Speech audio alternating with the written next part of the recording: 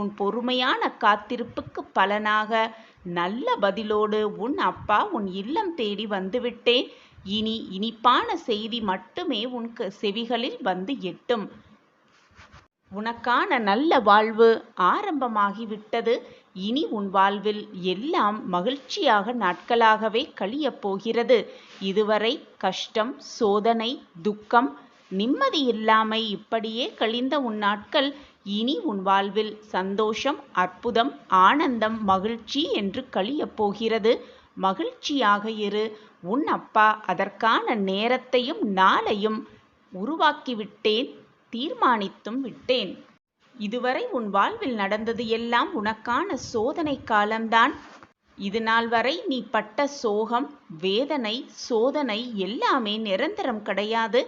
உன்னை புரிந்து கொள்வதற்காகவும் உன் வாழ்க்கையை நீ அறிந்து கொள்வதற்காகவும் உனக்காக நான் வைத்த சோதனை என்பதை புரிந்து கொள்.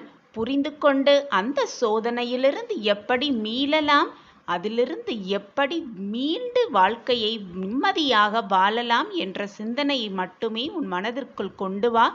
உன் வாழ்க்கை பிரகாசமாக மாறப்போகும் அந்த நல்ல நேரம் எல்லாம் கூடி வந்திருக்கிறது. இனி மகிழ்ச்சியான செய்தி நிச்சயமாக உன் செவிகளில் எட்டும். உனக்கு துணையாக உன் அப்பா எப்பொழுதுமே இருப்பேன். என்னை நம்பியவர்களை நான் எப்பொழுதும் விட்டு கொடுக்கவும் மாட்டேன், அவர்களை விட்டு செல்லவும் மாட்டேன்.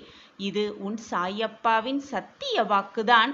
என் வாக்கு என்றைக்கும் பொய்த்ததில்லை குழந்தையே.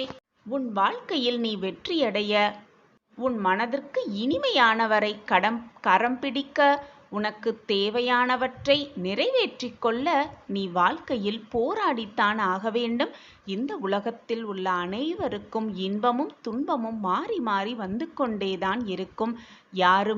யாருக்குமே இன்பம் மட்டும் நிரந்தரமாக இருந்து விடுவதும் இல்லை, துன்பம் மட்டுமே நிலையாக இருந்து விடுவதும் இல்லை.